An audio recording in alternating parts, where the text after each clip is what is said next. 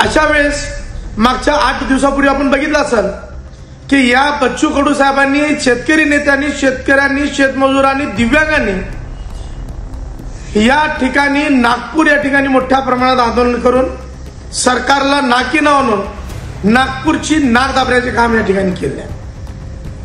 आपल्याला माहित आहे की राज्याचे मुख्यमंत्री असणारे देवेंद्र फडणवीस हे सुद्धा नागपूरचेच आहेत आणि हे नागपूरमध्ये आजपर्यंत एवढ्या मोठ्या प्रमाणात कुणीच आंदोलन केलं नाही. हे देवेंद्र फडणवीस आणि त्यांच्या कार्यकर्ते पदाधिकाऱ्याने भाजपच्या लोकांना खुपला नाही.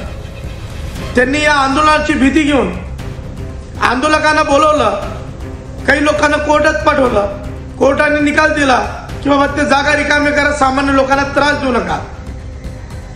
कोर्टाने सो कॉग्निजन्स घेतला आणि कोर्टाने सांगितलं की जागा रिकामी करा. ठीक आहे, जागा रिकामी केलं. हे सगळं होत असताना पोलिसांचा, पदाधिकारी, कार्यकर्त्यांचा, शेतकऱ्यांचा संघर्ष वाढला.